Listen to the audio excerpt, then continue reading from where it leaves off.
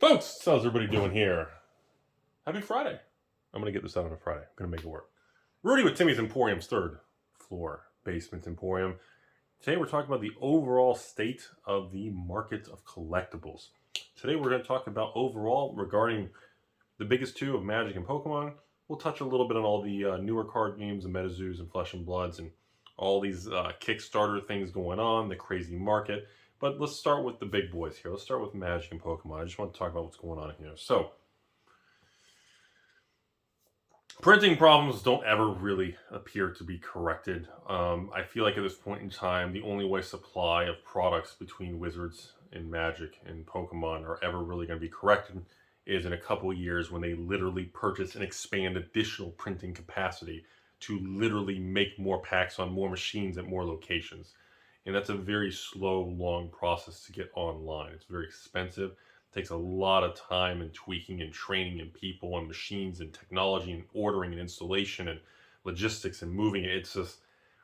So, as we approach 2022, I guess the biggest thing I'm surprised about right now, we're in the fourth quarter here, 2021, is that, all year, and even the end of 2020, all we've been talking about is supply problems and when is it going to be corrected and when our price is going to come back down and the scalper is going to get ruined. And I look at all this stuff. I don't want to admit that it could be like a new normal because that's usually the sign of like a top of a bubble or something, But it feels weird. It feels weird that we are heading to November of 2021. And like StrixHaven draft boxes for Magic haven't been available to even purchase or order from distribution with Wizards for like months. Like it's been 2 months now. Like what? It's weird. It's weird, folks. And yet you have things like Zendikar that's like going to go out of print anytime, still readily available. It's just super weird how just twisted and disoriented things are, And I look at the world of Pokemon with this big 25th anniversary thing going on and these prices and everything going on, this and that. And I'm like, the prices are elevated because everybody wants the product. And essentially there's not enough product to go around. And everybody, and then of course you get other people, oh, Rudy, they're going to have a bunch more. They're going to keep printing it and make sure it crashes the price for this and that. And I was like, I've been hearing this since Vivid Voltage Fat Pikachu to, previous sets. I've been hearing it so long now, it's to the point where I don't believe any of it anymore. I just don't believe because the companies, how do I say it? Because the companies refuse to skip 30, 60, 90 days on any new product. Like if every card game just stopped releasing product for 90 days and went back and literally just reprinted, got everything stabilized and caught up, a lot of the problems would be solved. But in the cardboard world, it just doesn't work that way. The purpose of these games in a successfully well-ran CCG, and I know a lot of you aren't going to want to hear this, needs to have something new and exciting to keep the fuel and the hype train going once a month. If you're running a card game and there's stale periods of weeks and weeks of no news, no excitement, no spoilers, no small things, supplemental it damages your own brand. Because we are all rewired in 2021 to expect that kind of momentum. After, a product releases, after that, a few weeks, it starts to kind of go back to normal. And as you come back down off that natural high, something else needs to be in the pipeline to keep it re-elevated and keep it moving forward. And, the big boys like Pokemon and Magic have this down to a science. They have it down to a T. And they've been planning in pipelines. And, we know the name of all the Magic sets next year. Pokemon, we know the name of the next few sets. We look at, hell, I think even Metazoo. Don't we know the name of like the next 10 sets in Metazoo for like the next couple of years? Now Flesh and Blood, I don't even know the name of the next set. I don't know the name of any of it. So it's interesting to see the differences of these card games and planning and logistics and details of everything. And I don't think things are ever really going to be fully the way they were before 2020 and the logistics situation. I think the difference between people who are going to make it and not make it moving forward and really are going to excel are going to be the people who are able to evolve in this environment and make it happen in this environment. Kind of, they say, on Wall Street, at any cost, make it happen or hit this or goals or margins or whatever it is. But looking at everything, I guess that brings me to the next part of the video is, what does that mean, like financially, for sealed product? In all of these games. Specifically, I'm kind of focusing a lot more on Pokemon in this video because by now, everybody said by the end of 2021, at least 6-7 months ago, you can look back in the older videos, everybody was talking about printer capacity expanding, this and that.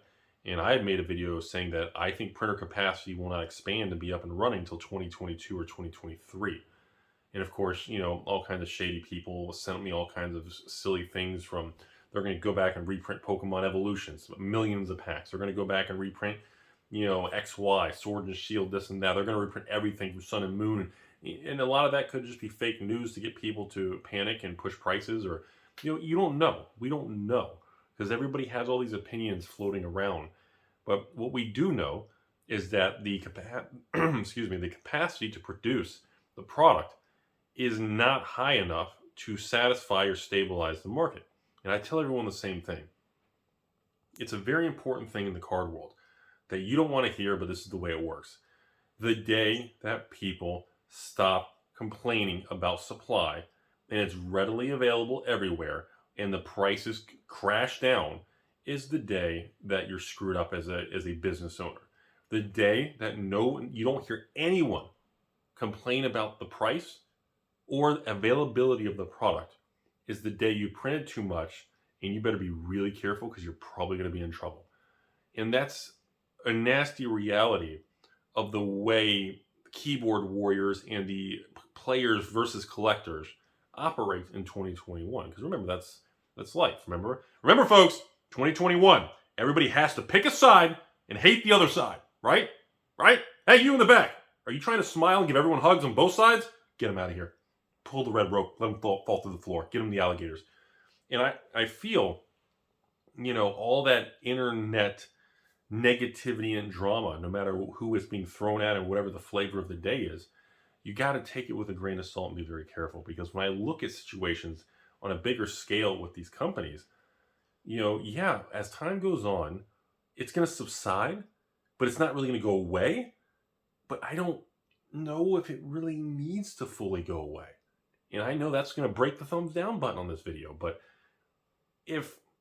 what's a good example? If Pokemon 25th Anniversary Celebrations Elite Trainer Boxes, if I can call a distributor up right now and order 10,000 of them, get a huge discount and sell them for $29 shipped or something, and I could get a huge discount, get the price, my cost down to $20 a piece, I can make the same amount of money making $6 an ETB times 10,000 as if I just had a small batch that I had to say, okay, what's the market at? $80 a piece?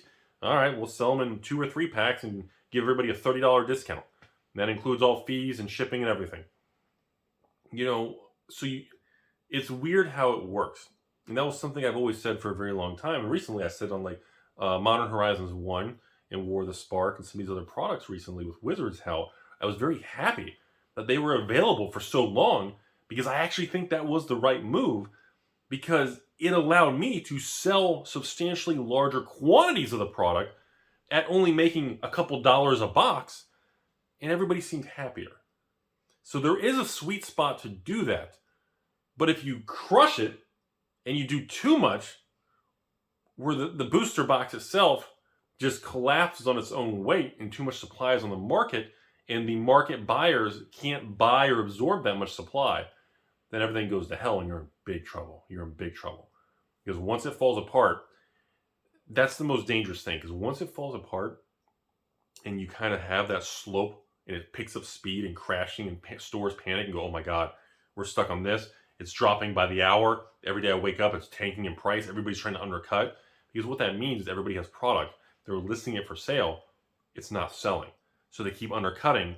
And the fact that no buyers, there's no bids to absorb some of that supply, everybody just keeps undercutting. Now, when you have buyers and bids stepping in, as that undercutting happens, or the race to the bottom happens, the bids kind of remove some of that, and it creates that teeter-totter stability. Now, if you have so much supply and the bids can't absorb it, and you continue to see that downward pressure, there is a point of no return if it gets too bad. And that's a very real thing. Of course, your player base is going to be like, oh, best thing ever. Boxes are super cheap. Everything's cheap. Every card, the best card in the set's $2, and everything's 3 cents and 25 cents. But then you're quickly going to notice the game's going to start having internal economic problems where store owners aren't going to want to do openings. They're not going to want to sell singles. The sealed product, once you rip the seal off of it, you lose 90% of your value, and the market becomes disoriented, and it starts making people back away like it's hot potato or a toxic asset. So you need to maintain a certain level of negativity. You need to maintain a certain amount of people that will hate you. You need to maintain a certain degree of punches to the face. You need to have at least one meal a week with Chuck Norris. It really does come down to that. And you need to go through that. If I did the Rudy card or some promo or event or whatever the future may hold, if I did some sort of taco in a box thing, and I made 100,000 promo kits, and even if I sold them for 99 bucks, and I sold 9,000 of the kits, the sheer volume would make it not special.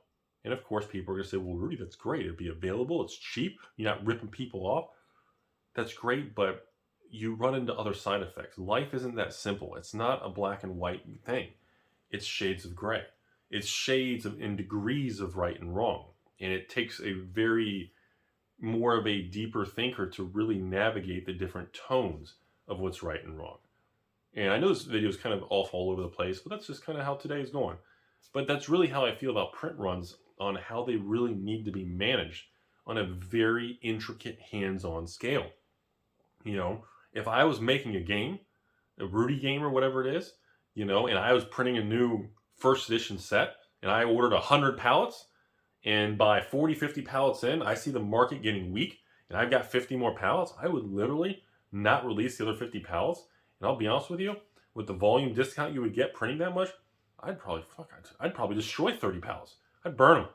I'd leave them in the warehouse, or I'd trash them, put them just send them in the dumpster.